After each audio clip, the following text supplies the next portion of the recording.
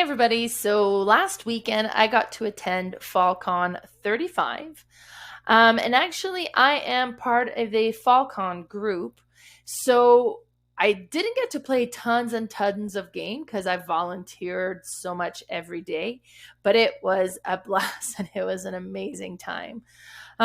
This year, every year Falcon has a different T-shirt. This year, this was the T-shirt for the weekend, so all of the volunteers get the shirt, so you can kind of quickly point out who the volunteers are if you have questions and or need somebody to help you learn a game and that sort of stuff. So that was the T-shirt for this year. It took place at the TELUS Convention Center in downtown Calgary, which is a different location than what we've had in the past. The big benefit of that for us as running the event was that the setup, the chairs, the tables, the mats, all that stuff was all taken care of for us by the convention center. So kind of just got to, set the games. There was a lot less work for the setup crew, from what I understand. Unfortunately, I wasn't there yet for that. I had taken half the day off, so I left my work at 2. But the event started at noon. So by the time I got there, I just kind of quickly got into my shift. So on the first day, I was covering the information booth at the front. So just answering any question that people might have about, the convention. So how to find their schedule or where different schedules are taking place or, just kind of how everything ran overall. So this is me and my friend Evan. We were both running the booth that information desk at the same time. And then after I finished that, we got to play a few games. So the first game I played was Downforce. I like racing game. I love Formula D. I'm a big fan of Formula Motor Racing. Camel Cup is great, or Camel Up, depending on what that is. It's great. And every time they talk about race game, this one, Downforce, always comes up. So when we got looking, I was like, you know what? I want to try this one, see what it's all about. Is it really what it's cracked up to be? And yeah, it is. It was great. So this is a game. Now I lost by a lot. So you start off by bidding on the cars that you're going to have. And you kind of look at your cards first because you may have more cards that move black car over like the yellow car, for example. So you may want to try and bid to own the black car just because that's the cars that you have the more influence on, right? So we bid on the car first. Now each car also gets like a special ability that you can kind of activate. I forget what mine was. But yeah, so you all have like a different ability that you can do. And once you've got your cars, so then you put them in the starting line and you play cards. And if you'll notice on those cards here, so there's different colors, and this is the cards that will move in that order. So the one card where it's blue, red, and yellow. So blue would have moved by 6, then orange by 4, and then yellow by 2, because if you play that card. So you take turn playing cards, moving the vehicle. And then at one point, my friend was the blue car. And because the track goes like wide and then it gets skinny in the corners and it goes wide again. Well, you can get stuck behind the other cars. And my friend with the blue car got stuck. So we're putting all the cars that kind of creates big movement for blue, but he can't get by. So he doesn't get to take advantage of these cards. So definitely an element of take that to this. And then there's a few kind of checkpoint around the track. So every time you reach that, you kind of bid on who you think might be the winner of the race.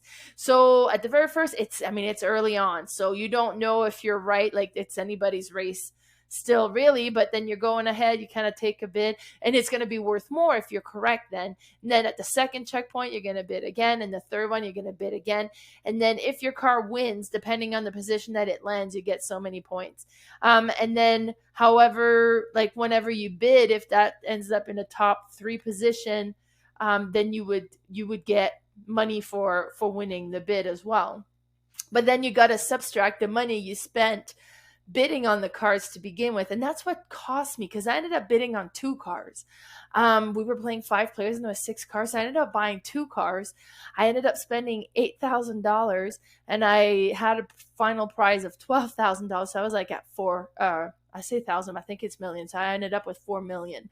But everybody else that had just bought 1 car and concentrated on their 1 car ended up getting way more money than I did. But it was neat. I really enjoy this. I see why this makes so many top race game lists, because it was an amazing game. Afterwards, we played Shifting Stones. Shifting Stones is such a pretty game. It has such great table presence.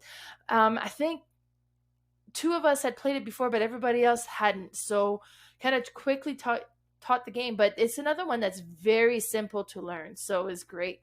And then you have all these cards, and it has interesting decision. Like, it's very simple, but it has interesting decision, because on your turn, you will either flip a tile from its one side to the other, which is a different color. So you flip to the color that you want, and then you could also flip or kind of swap spots with another tile that's sharing a side with it. So, and you're trying to flip and swap until you get the tile to match the pattern that is on the card that you have. And then if you match the pattern, then you get the prize.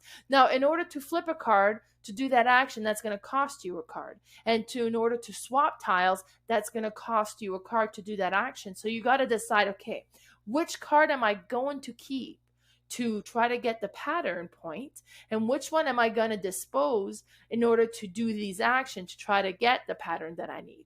So it's really interesting. It plays fairly quick, so it's just a really neat, pretty filler game, and it was a lot of fun. Then after that, we played one of my most favorite game that I completely suck at, and that's Vampire Queen. And Vampire Queen is a very simple trick-taking game. So you got, I don't know, is it considered trick taking? Well, you have a deck of card, and they'll go anywhere from 1 to 14, and all the artwork are like Victorian style vampires. And on your turn, like I said, that you start, you'll put some cards down. It has to be all the same numbers. So you could put 1, 2 cards that are the same, 3 of the same cards, 4 of the same card, 5 of the same card, depending on what you got in your hands. So let's say that I put 4 4s. Then anybody after me would have to place 4 of the same cards higher than 4. So, and because when you start getting like big groupings like that, it becomes harder to play. So then maybe somebody put 4 10s. Now they're the winner of the current bid right now, unless somebody else is able to play more. So when they win the bid, the cards are just put aside, and then they start the next round. And then maybe they'll put 1 2, or whatever it is. So the goal is to try to be the first one to discard your cards, because then you score a round of 0 points, and you're trying to get as little points as possible after 5 rounds.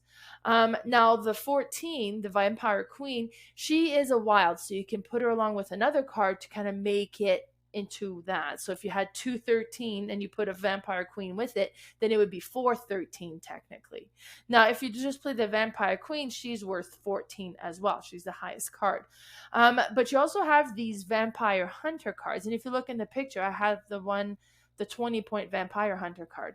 Now these cards are never discarded. So when you play it down, everybody's got to put a card, and it doesn't matter. You don't have to match. You don't have to be like higher. You just put 1 card. In fact, you're trying to play your lowest card, because whoever has the highest card played that round has to take the Vampire Hunter and all those other cards, and it goes into their hands, giving them more cards they got to get rid of. And points, because the Vampire Hunter is worth 20 in this case, and there's a second one that's worth 15. So when you play this one, ideally you play a 1 or something that's fairly low. Now if you play a Vampire Queen, she's actually worth a low 1, basically, like she counts as lower than a 1. So and it's neat when somebody plays it. It's like, great, you don't pick up cards, that's great for you, but then the person picking up is getting a Vampire Queen. So it's an interesting game, and you play 5 rounds and then score the points each round. So if let's say somebody goes out, whatever cards you have left in your hand, it's numerical, is the value of the card. So you just tally up all the points. It's a lot of fun. This is one that I play a lot. It's one of my favorite filler games. This is one that I like to teach to people that haven't played it because it is just that good. That was all that I played on the first day. This is a picture of the setup. So this is like looking from the back of the room to the open playing area.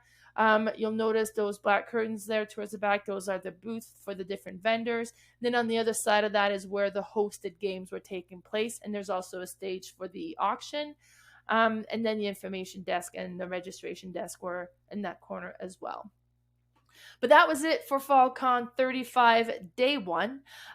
Tune in again to see what I played on day two. And the auction. Oh, the auction. Find out on day two.